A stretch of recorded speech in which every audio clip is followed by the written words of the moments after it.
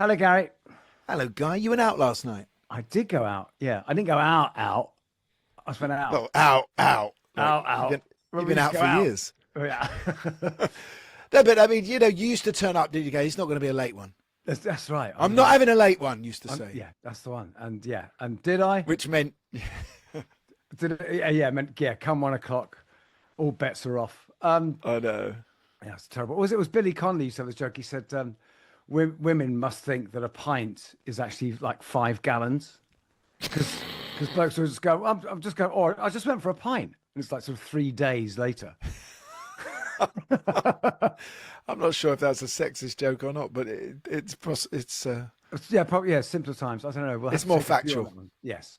But yes, I was out last night, and it was nice because it was a direct Rockonteurs invite, which came from when the delightful, wonderful, adorable Kathy Valentine was on the show only a couple of weeks ago, and she invited both of us, Gary, to the launch of the Clem Burke book that she helped get published and finished, and it was brilliant because I couldn't go. I know you had a Because you were there. Yeah, no. Have you got a restraining order, haven't you? No, I Anyway, think people should appreciate that Gary and I are very much like the royal family, and that we can't be together any one time in case because you can't lose both of us. Yeah, no. Terrorist attack. Yeah, but it was because it was all the drummers were there. It was fantastic. It was like they probably could have changed a light bulb. Go on. Who was there? Who was there? Duran Roger Taylor, Zach Starkey, Martin Chambers, Chris Musto, Paul Cook. Stuart Copeland? No, he wasn't there, unfortunately, not in the house. Keith Moon? He's dead. Oh, yeah, okay. So, but you said all the drummers, but, Right. it It was a lot pretty of drummers. good. They had their picture taken together, and it was pretty impressive, I must say. Not a bad bass player showing either. It was me, Glenn Matlock, me, Kathy, of course, Kathy Valentine. Of course, Kathy. It was a really really nice gathering, and it was like a Were there any proper musicians there? no, don't be ridiculous. Just rhythm section. Just for them. Oh, Jem Archer from Oasis. He's great. What a guitarist. I love him. Yeah. Yeah. No, also, I'm forgetting them all. I'm just caught up with. I was being overrun by rhythm section. Okay, so Jonesy. Oh my God. Jonesy was there. Wow, Hugh fantastic. Cornwell was there. Oh, my word. Yeah. Or is it? Well, that's one we haven't had on. No, but hopefully that is being rectified. It was So quite you funny were- because you were- most of them have been on Rockonteurs, and they're all ganging up on him. So Why you were have you been on raconteur it? fishing, were you, last night? Well, we do, don't we, Gal? We do. Yeah, Of course I was. exactly. Well, I've got nothing to say, really. I've not had anything that's been, vastly entertaining going on in my life, just purely domestic stuff and listening to Tell us Lulu. about your domestic. Yeah, listening to Lulu. Listening to Lulu. I mean, just reading about Lulu. I mean, I can't quite get over how long she's been around. Yeah. I mean, it's the year after the Beatles Yeah. had their first hit single. She has hers. I mean, is 14 at that point or something, 15. But she has been part of so many generations of music. Yeah. And in all, I grew up, I don't know about you, but I remember, there was the Lulu specials on every No. weekend. She had like in the last 3 years of the '60s, she had 3 different TV series, not specials, series. And Dudley Moore was on so many of them as well. And Mama Cass. Yeah, and there's the legendary one we will definitely talk to her about. Save it. Okay. But did you? Okay, here's one. Being as we love a Beatles reference, so did you? And I just watched this for the first time. Did you know about her appearance with Ringo Starr on Monty Python's Flying Circus? I didn't, but I do now. And did you watch it? Yes, it's on YouTube. It's hilarious. It's a chat show, and it's just Ringo Spoof and Lulu. chat show. Yeah, Isn't it Michael Palin doing the it's? Yeah, that's all it is. It's the It's Man. Yeah, and him and Ringo have a fight. Oh my God! I don't think I ever knew that she was on that program. No. That's amazing. And But that then was she goes on literally and works with. that was just from Wikipedia. And then she goes on and works with David Bowie. Yeah. which I do remember. You know, Watch That Man. I had it. I bought it. And sorry, The Man Who Sold the World. And on the other side, Watch and That that was Man. Watch That Man, and with the most Rono of Rono guitars as well, isn't it? On it, it really is. Yeah. And Yeah. there's a funny little aside, because I was just listening to it, and I was I'll so be the amazed. judge of this, by the way. I had to, yeah, absolutely. No, I had to text our mutual friend Emma. It's like because on The Man Who Sold the World, Bowie sings the harmony on Yeah. the chorus. You listen to it, it's just like, oh my God, it's our mate Andy Kane. We have this friend, listeners, Andy Kane, who's this amazing backing vocalist who's sung forever. He's basically every boy band that ever was is essentially Andy Kane. Well, he sang on Take That records, didn't he, at one point? He's 17, Boyzone, all of them. But it's Yeah. but he has this incredible and very distinctive voice. And in fact, he's the lead singer with the Royal Scammers, that fantastic, the Stacey Brothers, Steely Dan tribute. But it's so funny. You listen to Man Who Sold the World. It's Andy. It's hilarious. I actually think that backing track, that version is better than the Bowie version. Yeah. The backing track wise, but we'll talk to her about that because I think they went to France to do that, didn't they? Or maybe she did it in London. The band did it in France. Yeah, they did. Well, they did more than make records. I think. Can I? She's admitted to that. Can I also? There's a nice little connection, very Rockonteurs in here, because the guy who wrote "To Sir with Love" was her manager, Marion Massey's husband, called Mark London, and Mark London wrote the music for "Privilege" with Paul Jones, that movie we liked. Oh wow! Right. But more than that, he also produced the band called Cartoon, who Cartoon were the first British band ever to be signed to Atlantic before Led Zeppelin. And guess who played on the record? Jimmy Page. Wow, that was fantastically convoluted. Although I was waiting for Druid to make an appearance.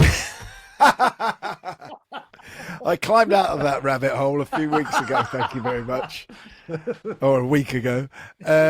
So, Can I just say, I think from now on, there's got to be a Druid reference every week.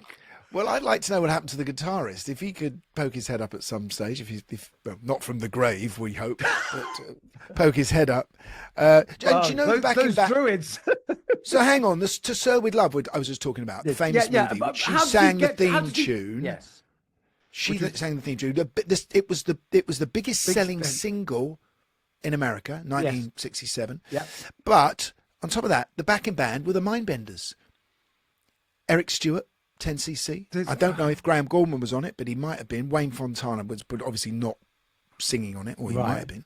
But it was Eric Stewart. And if you look in the "To Sir with Love" film, when they're at the end dancing, the backing band is the Mindbenders, and you can see Eric Stewart on stage. Oh wow! Okay, because I've watched it, but I hadn't seen that. That's well done. That's proper. You should have been a cop. Should we bring this all up when she comes on anyway? Well, let's see. Yes, if we get the truth. Do you know the thing that, if I can be honest, the thing that slightly surprises me about "To Sir with Love" is that it was the biggest record in America of 1967. There was a lot happening in music in 1967, and it's a brilliant. Strawberry Fields. No, 68, wasn't it? No, 67. Whoa! But it seems to me it's actually not obvious to be the biggest single of 67 because it's really quite complicated and it's not the simplest of hooks. Do you know what I mean? Yeah. So what was the secret? Yeah. What was it? Was it Lulu herself? It tapped into the Jungian subconscious the way that, say, Dark Side of the Moon did. All right, you can't say Jungian on this program. Jungian. Okay, should we get her on? Welcome to the Rockonteurs. Hey, boys.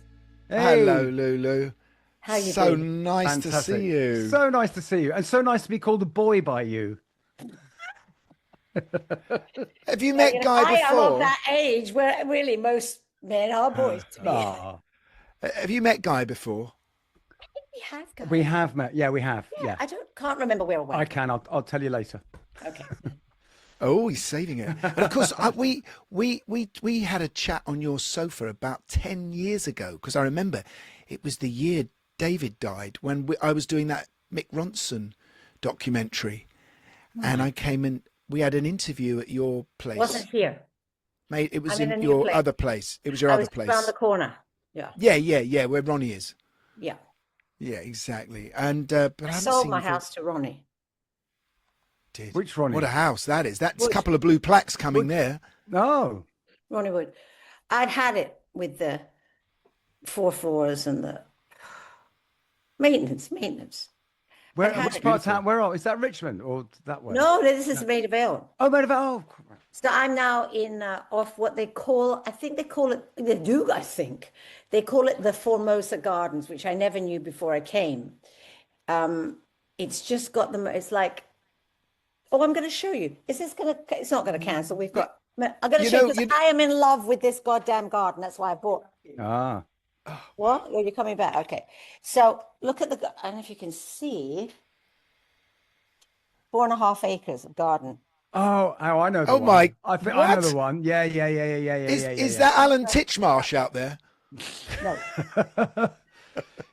Yeah, that is amazing. it's his wee brother. Amazing. That's amazing. So, I mean, I've got my own little, oops, which doesn't take any, I mean, I don't have a garden, but that is why I came, well, that and the high ceilings, but I have a, what's it called? They call it, I think in England they call it a maisonette. I refuse because a maisonette in Scotland is really the lowest of the fucking low. Like one room and a kitchenette. A duplex? Is it Darling, it's a duplex. a duplex? How's that? Yeah. And where's your little dog? Where's your little dog? Oh, he's here. He never leaves my side. So I saw we you- should get on with this because I'm going to see McCartney tonight. We're wow. oh my word! Are I you got going? invited to that. No, I couldn't go. I can't go. I got invited by at the Roundhouse. Yes, we're already doing it. Congratulations on the Albert Hall, Yes. on everything. I mean, just congratulations on being here. On For being God, alive. how long is it? 60 Very years or long. whatever of making music. It's amazing. But how did the Albert Hall go? Kind of magical. Magical. I mean, I think yesterday was, and that was a week and a day after it. It's the first day I really, my feet hit the ground. It was special, very special. Who And, came up on stage? I had Delta Goodrun and then Boy George, but it was, I don't think anyone would hear me saying anything untoward. It was Robbie and Gary that really were Ah, wow. together Yeah. with me in the middle. With the whole thing was, there was a lot of love in the room. Let's put it like that. Do you have a long history with the Albert Hall, Lulu? Have you done it? I many don't think times so. They gave before? me some kind of plaque, but I don't know that was. Well, of course I've been there. Yeah. But I don't do like 7 nights, in the Royal Albert Hall. Lulu sells out the Albert Hall for 7 nights. No, this is the first time, in fact, that I've done my own show, I think. I've done a lot of shows there with different people, and I think it maybe started with an award show when I was 15, you do the Albert Hall because it's the something awards, for one of the musical papers. I've got, my memory's not that great. Newcomer. Well, you must have been newcomer. I was newcomer a lot, yeah.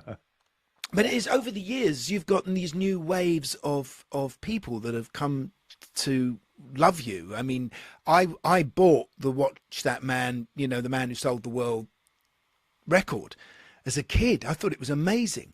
Then you've got the Take That crowd, and then Boy George, and every decade you seem to reinvent yourself through another artist of that time. It's extraordinary.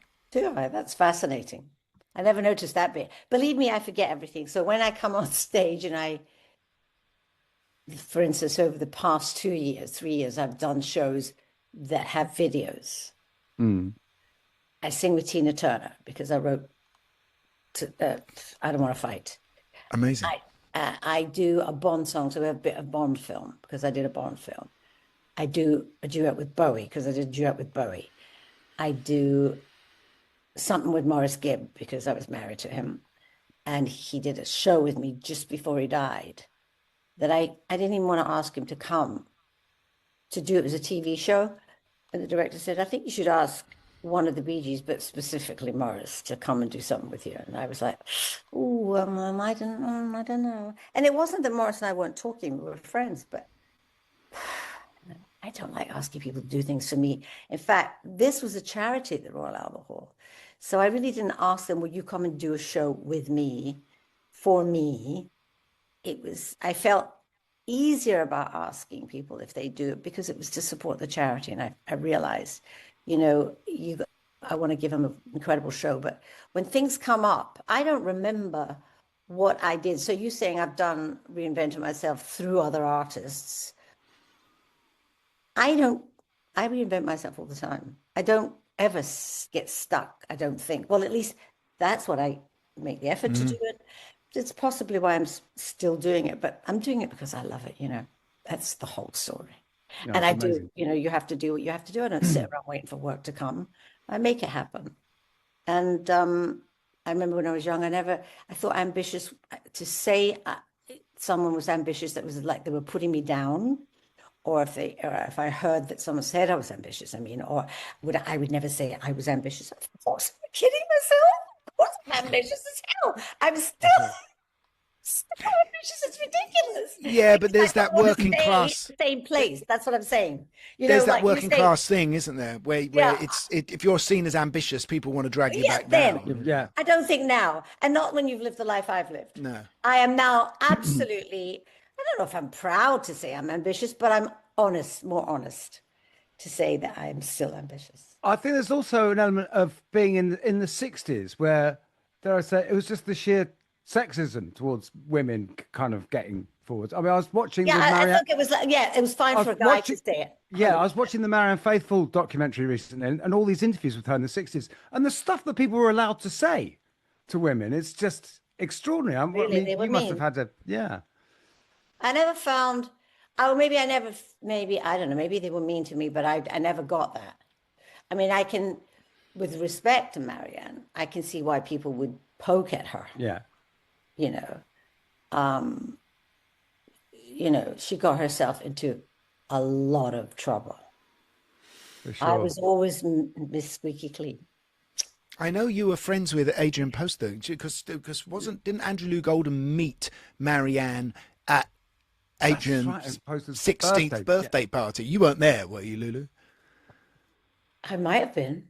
What was her what Yeah. birthday? 16th, probably. I don't know. Yeah. I mean, I When met you her met, when she was about that age, so I could it have was been. on to Sir with Love, wasn't it, that you met, or no? Yeah, Adrian Yes. Poster was a very, very talented girl. Nice Jewish girl, could do shtick, you know, and you know, had that fabulous Jewish humor, but also was a fine actress. Mm-mm. And we met at To Sow with Love, and I really got along very well with him. Became quite close to her for a while, and I used to spend a lot of time at her. She lived with her mother, and I love Jewish food. So I mean, I lived with my manager's Jewish parents for years, but we got very close. And then I remember I was asked to do a film called something about window cleaner. I don't know what, I've forgotten the name of it, with a very good director. And he wanted me to have an abortion on camera. And I said, my manager, Marion, I wouldn't know how to act that. I wouldn't know how to be that. And actually, Marion, my father wouldn't like that. I couldn't do that. So I didn't do it. And the director was, oh, he was raging angry with me. I mean, I must have thought, who am I to turn him down? But I just couldn't do it. So Marion said, no, we couldn't do it. He gave Adrian the part. And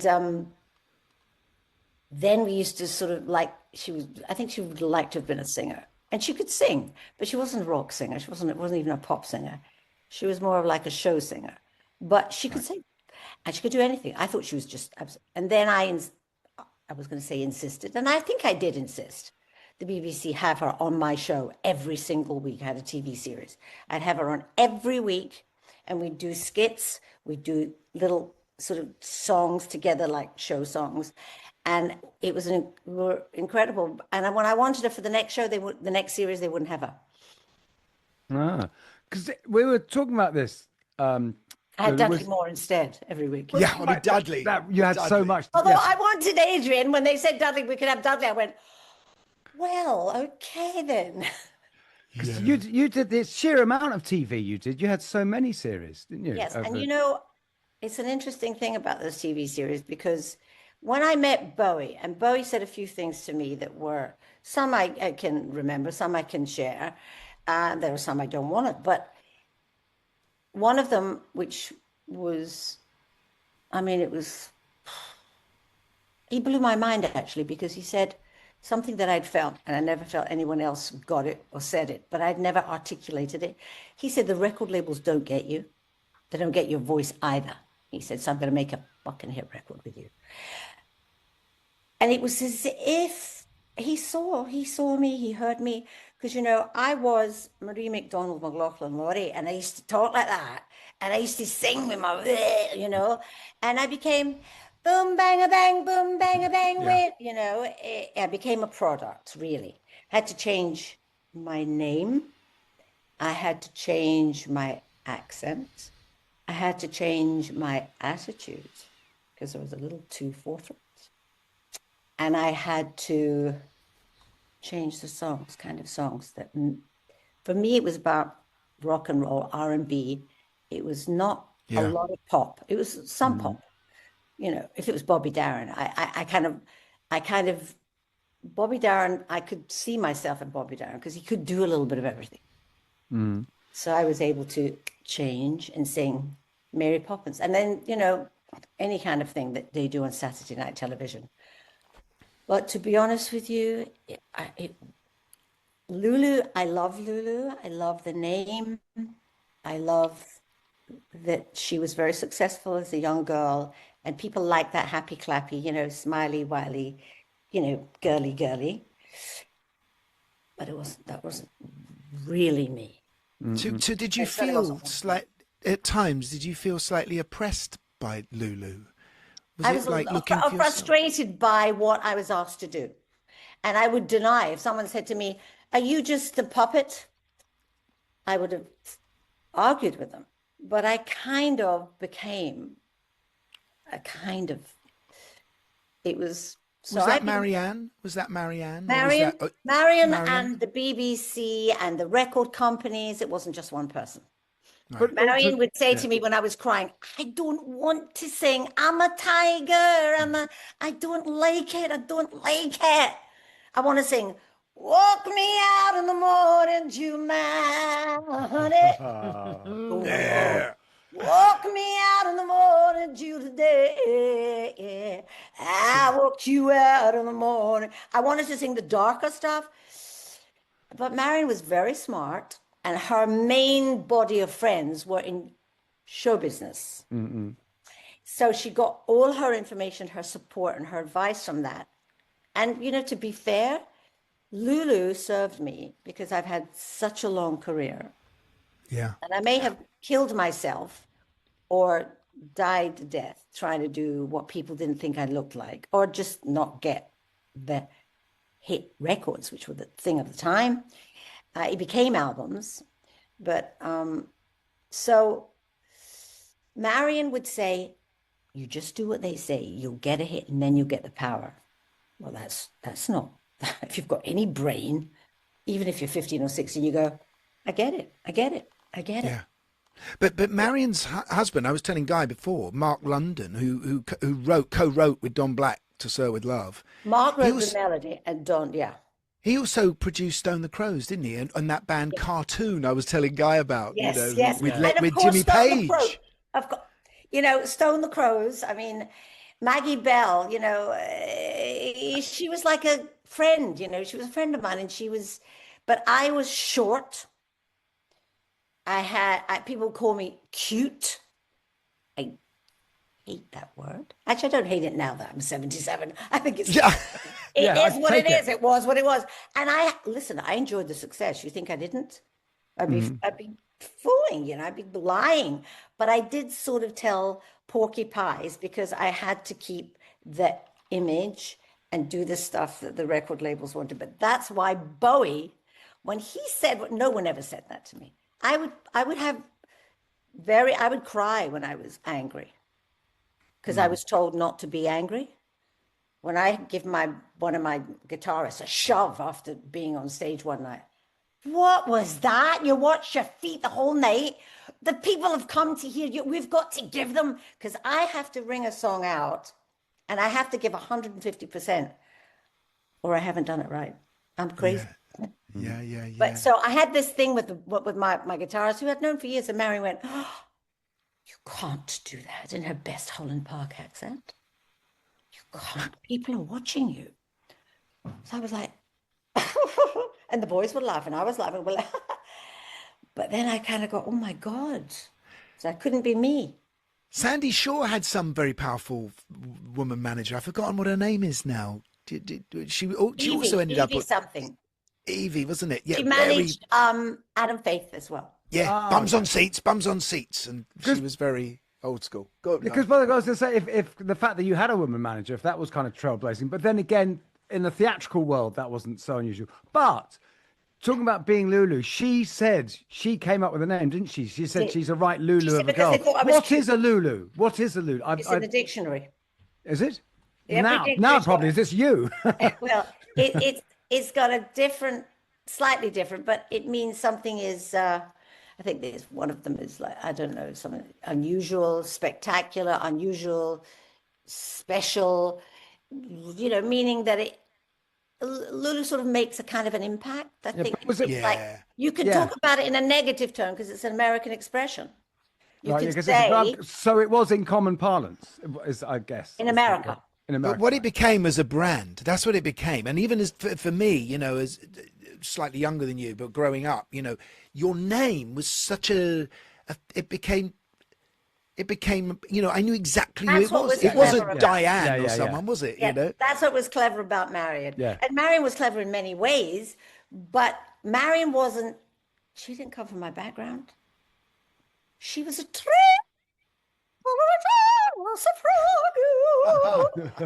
She was a beautiful coloratura soprano.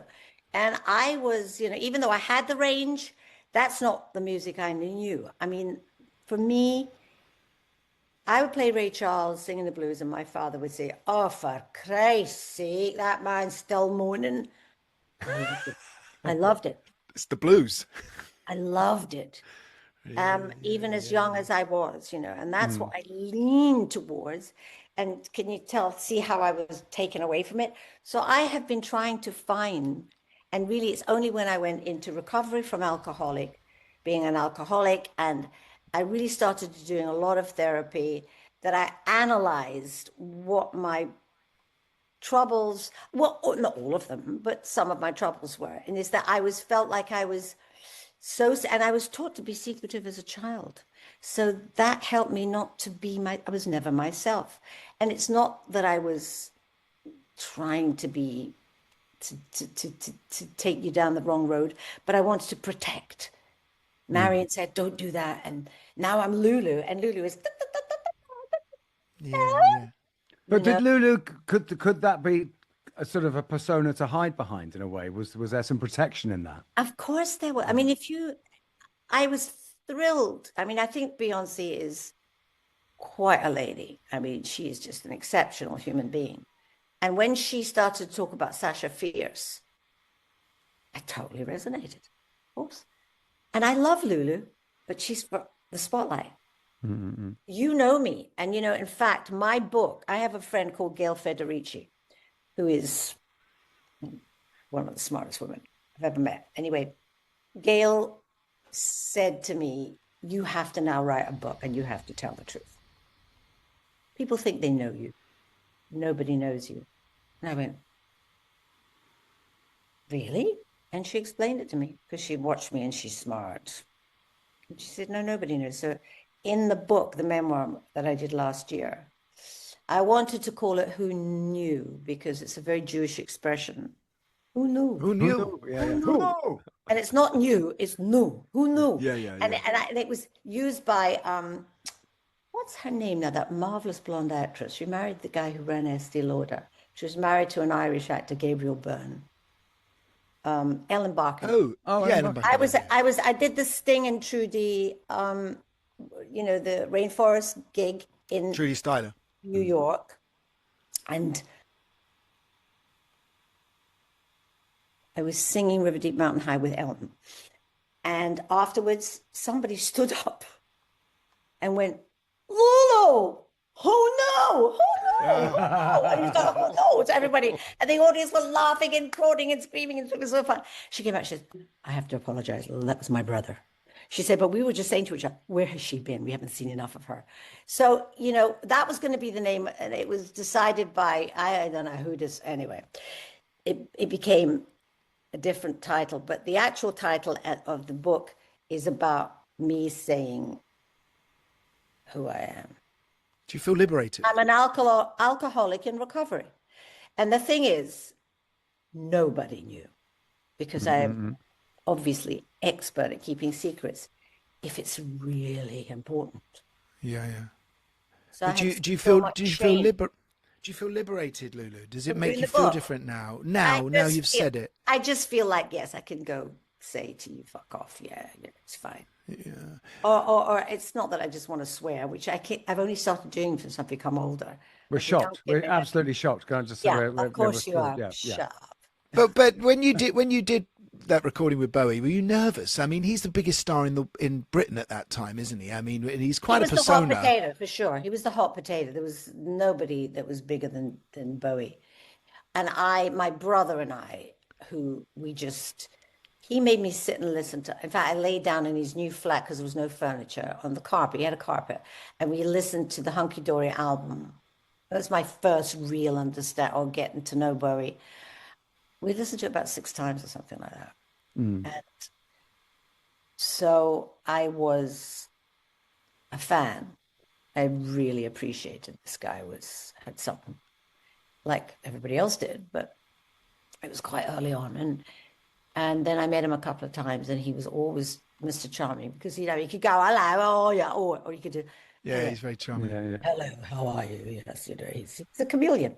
So then I met him. I was doing a TV series for the BBC, and the director, this man had like one of those moustaches like you'd have in the army, and it wasn't right. waxy, Handlebar. but No, not it was handlebar. a But yeah. handlebar.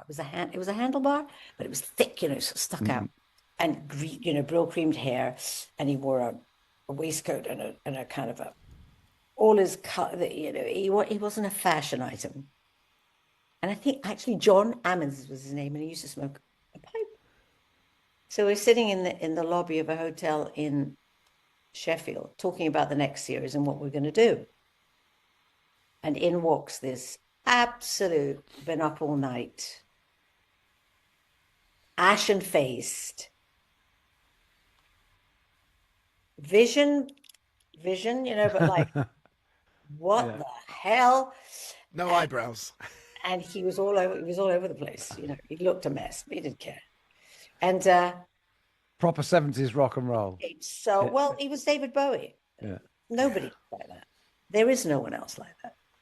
I don't think you could call him rock and roll. No, but I mean, Just the leave up it on at that look, up all night kind of, that's Yeah, but the colors were Right. technicolor. Do you know what I mean? If you can remember that word, they were just. I think you might have had the reds, the patent boots on. I don't. Because you were you were at that last Ziggy show as well, weren't you? Because you were at the party afterwards at Café de Paris or wherever it was. Yeah. But Yeah. that's the day yeah. he absolutely initiated me that day. He initiated you. Well, he wanted to record me. Right. Okay. Right. Yeah.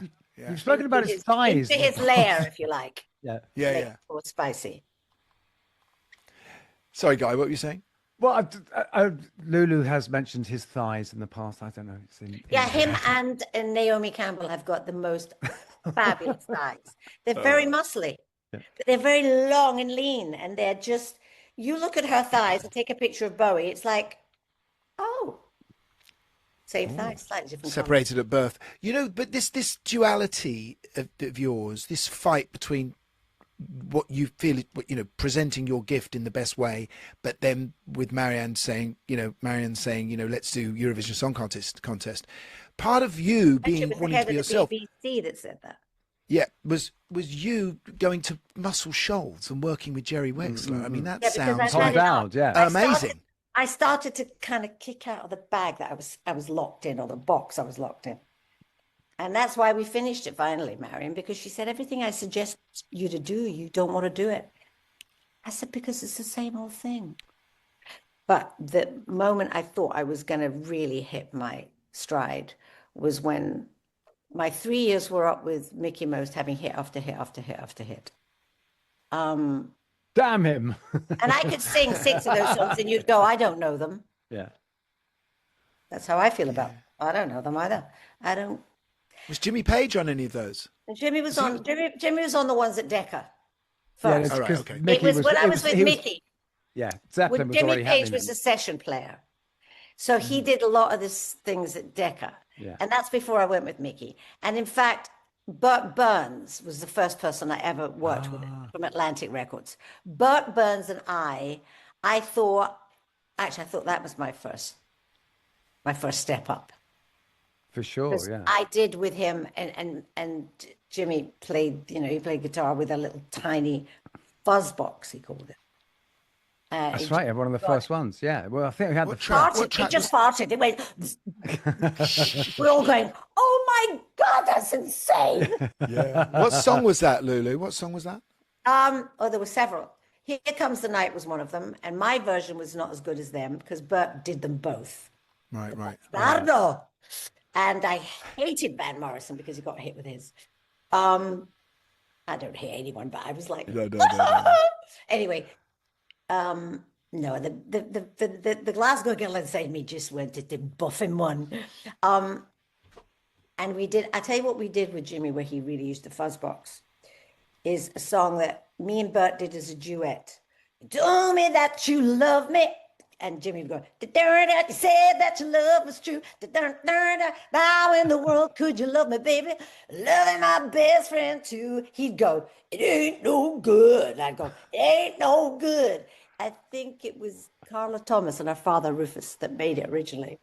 So Wow. that's what we did. Fantastic. Shout and all that. But it didn't do it. People didn't see me that way. Or it wasn't, I don't know. And so Bart went back to New York, And then I went with Atlantic later, but I had bought the records. I bought the records that they made. Those were the records I liked. That was the kind of music I liked. Yeah. And of course, Jerry Wexler played tambourine on the Ray Charles records. I was like, oh my God. Well, he invented R&B, the word R&B, didn't he? Did he invent the word? Yeah, the phrase, yeah. Oh my God, I love Jerry Wexler. I mean, I just loved him. And of course, I didn't just have Jerry. I did 2 albums with Atlantic after Mickey. And that was Jerry Wexler, Tom Dowd, and Reef. Tom Dowd, yeah. The 3 and of them. Reef Bardin, come And on. Pasha. He was he did all my strings. He did all my sweet, they call it sweet. We're going to sweeten it now, Lou. And I got one big hit from there in America that Aretha said was her favorite song of all time. And even Michael McDonald, who is another person I have huge respect for, love his voice, love his music. Yeah. We did something for Whitney at some point, and he said, I hear Lulu's on the bill. Do you think she'd sing with me? They said to me, he said, do you think she would sing with me? I went, no, he didn't say that. Oh Me, Oh My, which was the big hit that I had in America with Atlantic. I mean, I had number one with To Serve With Love, which was, that's how Americans knew me. And so Oh Me, Oh My was written by a boy who came from Glasgow, my hometown, Jim Doris. And he died of an overdose, about 17 or 18. Oh, my But word. he was a great writer. Great writer. Yeah. Great writer. You know what? I've just been writing a book, which I've finished now, on Brian Epstein. And My God, I loved Brian. So it's about his address book, which I from 1967, and you're mentioned a few times in this book. You're not in his address book, but I know you were good friends with Joanne, his secretary, and I get invited to all the things because of Joanna. She was like Joanne Newfield was her name then, and she introduced me to Morris because she married the drummer of the Bee Gees, didn't she? Because she says because of me. She says, but not because of me, but when Morris wanted to take me out, I said, I'm not going with him by myself. You come. Why don't you go out with the drummer or something like that? Because the foursome would be fun. She said, oh, your fault. Amazing. but you cropped up at the Monkees party that the Beatles threw at the Speakeasy. Was I not working with them at Wembley at that time, the Monkees? Well, you were there and you went to Wembley, but when they first arrived, No, I was on stage with. I did the concerts with them. How was it? A lot of screaming. Yeah. Is that when you came across Davey? Is that your? Yeah, we worked. I don't know how many nights we did there, but yeah, I was the first act and they were the second. I don't think there was any other act. I think my bigger question was really about hanging out with the Beatles in London and Soho and the clubs in the 60s, and what a buzz that must have been. Who the And hell your knows? parents must have been I wasn't terrified. in my body. I wasn't in my body. I was out. I was out of my mind, and it was because for me it was only about Black American music, really, Right. as a kid, and then I turned 13 or 14, and the Beatles came, and they were the only real English. Let's put it like that. I'm from Glasgow. They were only the only like it. The rest of the world fell for them. I fell for them too. I was a teenage girl. I was hormonal, but I heard those songs, and now that I'm this, much older, of course, I realize we were all influenced by the same music: the Stones, the Beatles, the Animals, whoever. Georgie Fame. Georgie, but it was more for me, Animals, the Stones, and the Beatles. Right. Georgie also the was earthier amazing, ones. but he was more, I don't know, he was a little more, I don't know. So he was also slightly different. Well, he had a But bit of they jazz were feeling. people There's who a were wonderful. having pop records. He's got a wonderful album called Sound Venture, if anyone knows that album, which is a kind of almost jazz, really. Ronnie Scott's feel. He was too much more jazzy than they were. But both you And I and loved Beatles, it, but it was like another genre, but you're both doing the Isley Brothers. You kick off your first singles, the Isley Brothers. Twist and Shout's the Isley Brothers. There's obviously, young working class white kids who are in love with black Tamla Motown, love black music. Especially if you come from a port. If you were living in a port, Glasgow, Liverpool, of course, yeah. they like the same. In Ireland, same thing. Van, what do you think? Same with him. Motown was a big deal, but for me, it was Ray Charles. And then when he sang with Betty Carter, actually, who I used to love was Betty Everett. I used to love who sang. Well, there's a lot of them, and of course, Tina Turner. Yes. And then there was what's it with the Mark, Ben, Dirt, Mockingbird, who is Charlie and Inez Fox. Wow. It wasn't James Taylor and Carly Simon. No, My original record was Charlie and Inez Fox. So I used to do all that stuff in the little clubs when I was 13, 14. So were you a collector of obscure records? Were you kind of really looking out for stuff as well? I wasn't looking for obscure records. I was looking for records that resonated, but I think a lot of them I were don't obscure. mean, yeah. So was there a little record shop in Glasgow that was like the place to go for the imports? Like Glasgow didn't have one record, but I'm sure it only had one or two that specialized. I never went there. It was the boys of the band because they were older than me. I was at school all the time. I was to say, you're so young. It must be there wasn't really a scene you could get into or anything, was there? Well, I couldn't personally because you wouldn't be allowed in. Yeah. But when I went to see Alex Harvey sing Shout, that was it. He'd been in Germany the way the Beatles had. And the boys were all talking about, the boys in the band who were like a couple of years older than me were going to the club and they were going to see this Alex Harvey. My mother told my father a lie. We went to the club with the boys and I think my mother didn't come in. She didn't want to, but you watch her, don't you let her drink, don't you get into, So I went and she probably went to see her girlfriend, but he came on like a skeleton. He was white, he was skeletal, and he wore black leather, and his hair was dyed black because his hair was dark, but he dyed it black, like Elvis. So like the Beatles, there was slightly Elvis, he was slightly the Beatles. And when he sang Shout, I went, where's that song? Where'd you get that song? Whose song is that? And they went, we'll get it for you tomorrow. I said, we'll put that in this weekend. That's amazing. Fantastic. Is there a recorded version of Alex Harvey doing that? You know? I'm sure it did a lot. But to talk about changing never your knew life. that. Yeah. I mean, No, well, of course, that was only... Alex was beloved in Glasgow.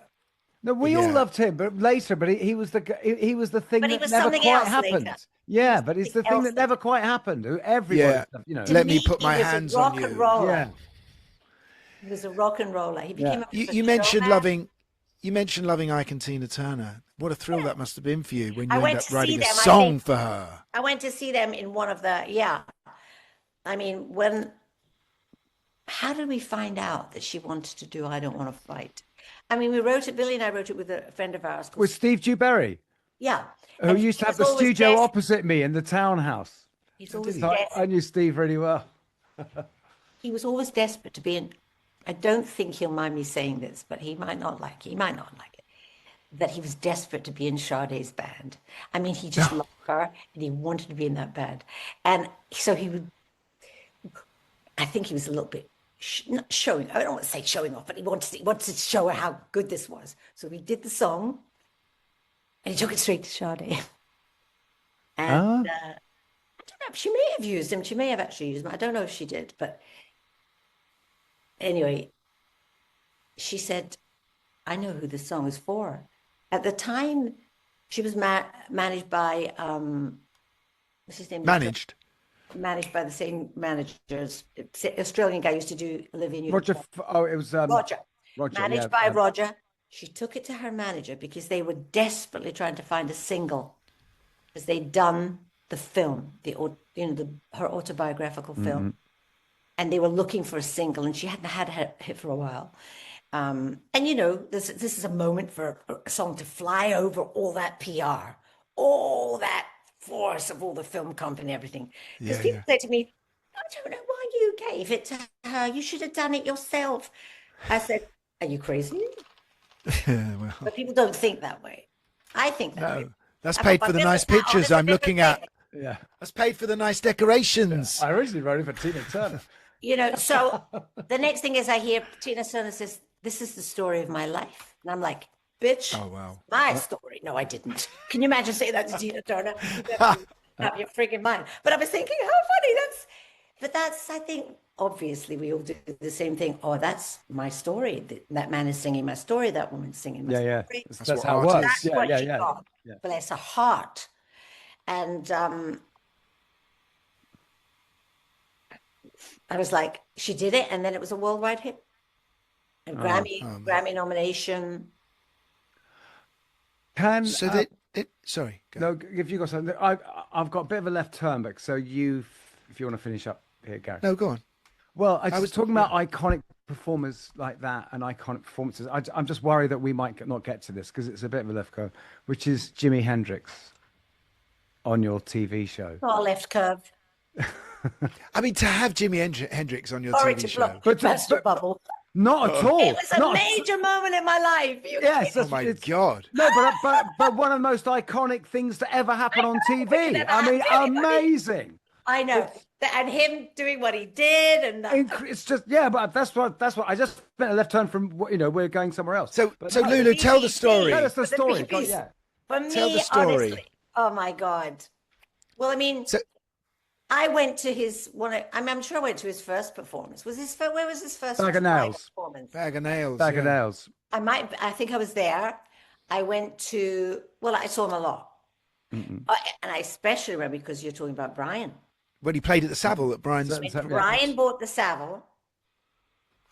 I went, was it with Morris? I don't remember now. But I was sitting next to, what's her name? Jean Shrimpton's sister, Chrissy Shrimpton. Yeah. And one of my favorite singers of all time, Stevie Marriott. Oh, yes.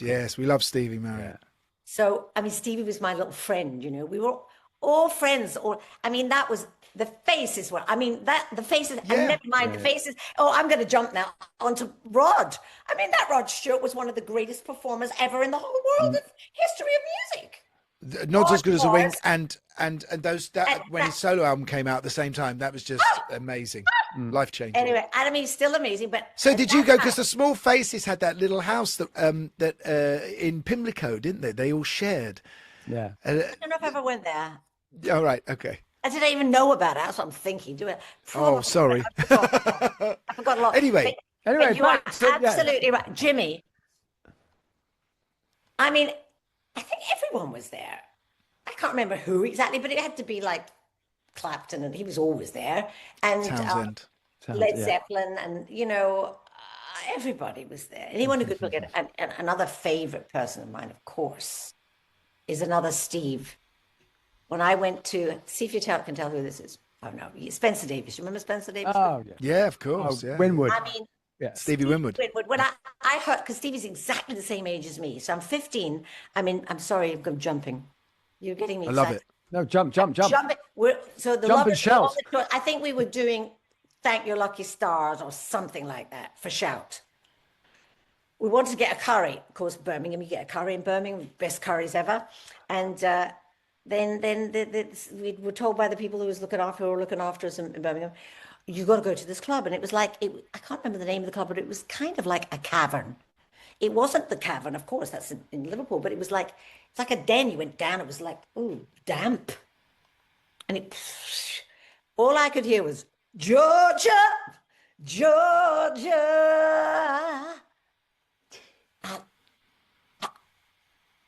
I'm singing it badly, but he sang it, and I was like, "Is that Rage?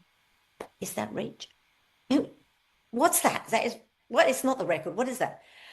And they took me and saw this little skinny, spotted boy, and a big Hammond organ.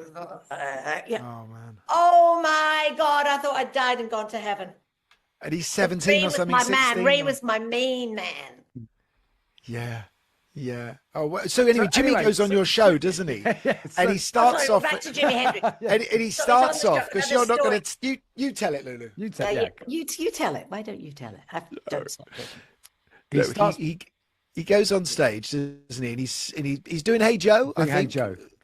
And then he stops, and he makes a mention about the fact that the Cream have split up, and this one's for Eric and Ginger. And, Well, he says, I yeah, don't know what the- bands whatever they're in. state they're in, Whatever bands they're in. or whatever. But yeah, And he plays Sunshine of Your Love. yeah. But it's then he that- gets yeah. told to stop. And he doesn't stop, right? And so what was he? They didn't pull the plug. Did they pull the plug? What happened? I can't remember.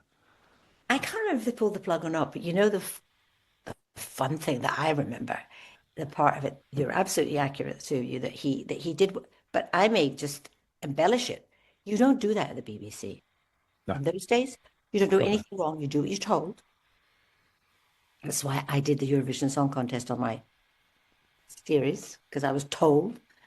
And but I worked it out. You get more views, and I think we got 20,000. I don't know, a show, 20 million, not thousand. So, yeah, I was gonna say. So your YouTube. figures went up, and the BBC, Bill Cotton said, if she does that, her things will go up. Marrying again, she gives me the same old story. More figures you got, the more power you got. Anyway, so it was terrifying that they did this. It was like you went, oh, and you couldn't breathe. What's going to happen next? What's going to happen? And the poor, there's always in the studio, there's a man who's going, Go. but nobody sees him, and he's got the phones on and all that. He went purple. He was, so it was Purple Haze. his heart attack. That was so, the whole studio was like, what's going to happen? But what the thing about it that makes me smile? They canceled Jimmy. No more TV for Jimi Hendrix. No BBC radio playing his music. They thought, we'll show him. I don't think they did. No. No, not at all. But what a credible moment! And you did, you Yeah. you also have, you've got I'm Aretha like- Franklin on the show sometimes. You're singing with Aretha. The one with Mama Cass, I love. I love you two I never together. sang with Aretha. Oh, you didn't, but she Oh. came on the show, didn't she? Very shy, Aretha. Did you ask to sing with her, by the way, when she Never, came on? never. No. But she said to me when I was introduced to her, and I was so enamored of her. She said to me, "Oh Me, Oh My" is my favorite song of all time. Whoa. She said, and they want Miss Franklin, we need you on. It was one of those moments. She said, one day I'll tell you the story. I never heard the story. She recorded it. So that was a song written by a wee boy in Glasgow. Really? But I had a top 10 hit within America from the albums that I did with Atlantic. And none of the other stuff with Atlantic really registered. It was So like, how was Mama Cass to work with though, Lulu? oh, she was my girl. We did a TV series in Canada with Ray Stevens, who was a big talent, big talent. Great piano player, great singer, and good songwriter. And who else was on with it? I'll tell you who else was on, you'll know. It was a regular cast every week for like 10 weeks or something. And it was called the Andy Williams Summer Replacement. And it went out in America for the summer. They take the shows off there in the summer. Oh, they did then. And Steve Martin, he was in the cast. Oh, He was one of our, and we did all this and the writers were from what was the show that Goldie Hawn did? Rowan yeah. and Martin's Laughing. The writers came from Laughing, so did the director. So we did a lot of stupid things, like we walk on with the price tag of our jacket, shirt, or dress, and someone would go, and you go, what? What? And people would laugh. They would think that was funny then. Those stupid things. But it was great. And I did some funny things with Ray. Oh my God. But a lot of funny things I did were with and look, so you're talking about Cass. So Cass, when she came to London, used to live with Morris and I. She used to stay with us at the top of the house. We had a 4-floor, in Hampstead, big house. And she would stay there, I mean, months and months on end. Yeah, I loved. That was some catering. Yeah. She was usually on heavy drugs. She didn't eat. Yeah. She was taking a lot of coke then. Were you worried about her? She could hardly breathe. We had an oxygen. It was like a capsule, but it was solid, heavy to schlep up those 4 stairs. We didn't have a lift. Wow, where'd you get that? I don't know what. Yeah. She would get it, honey. She would make a call to those that know, and those that know would get, and then it would be delivered, and we'd have to get upstairs.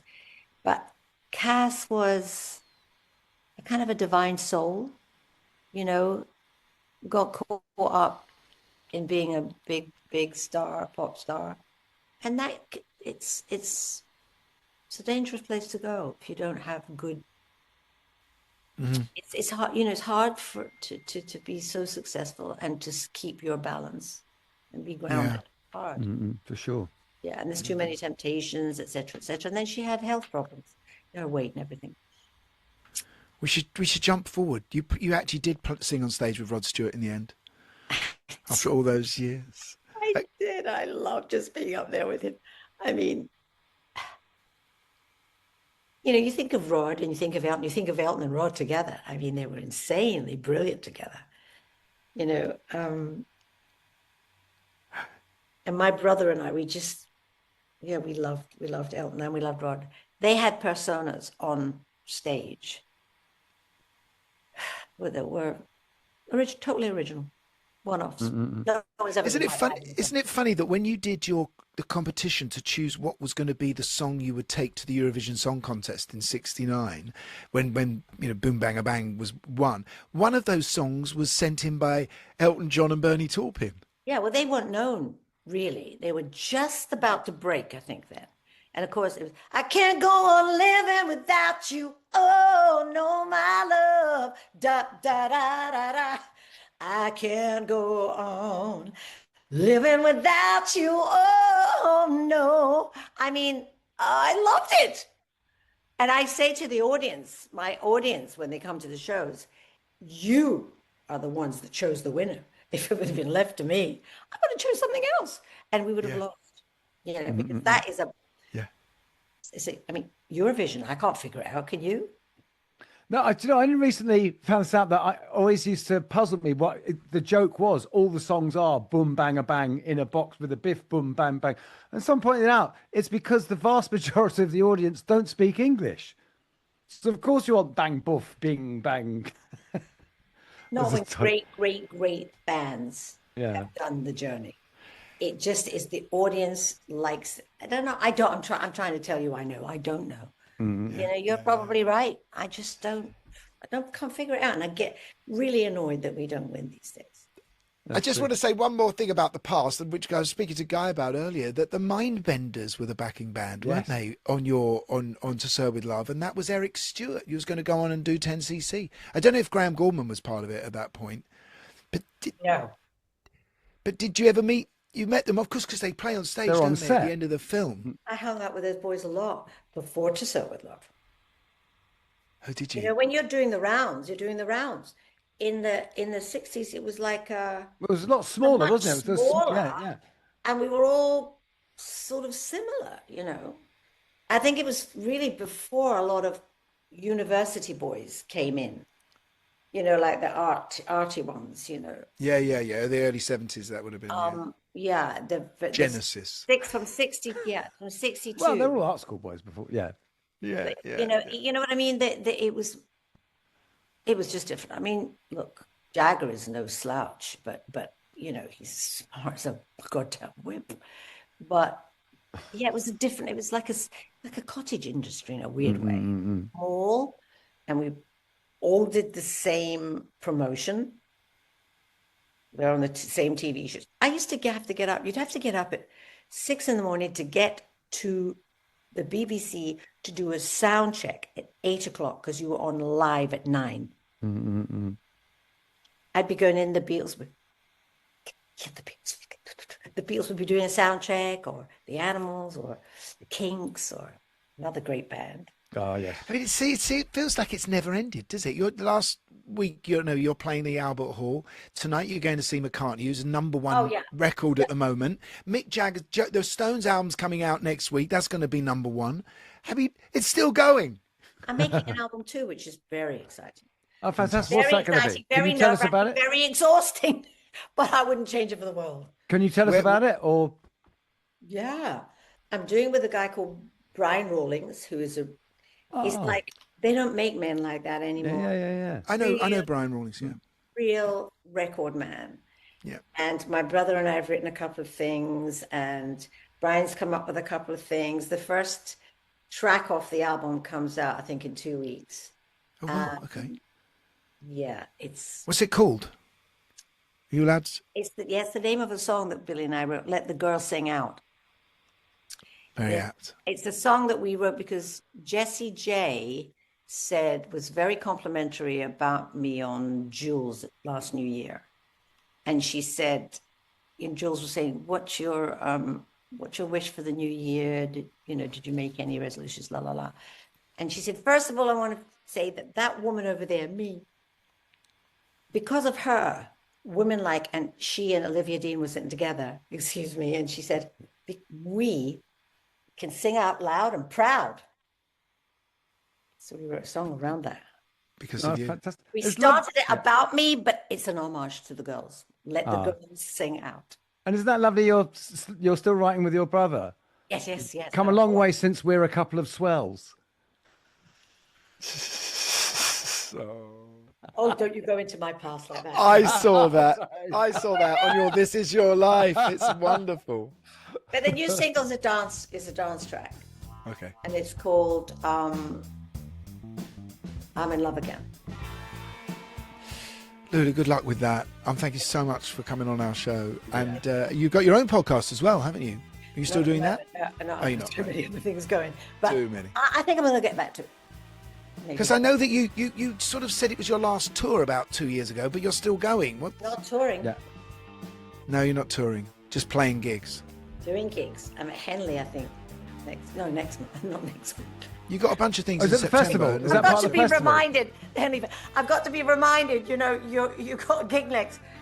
I just get slightly mixed up. That's how it works. Always did.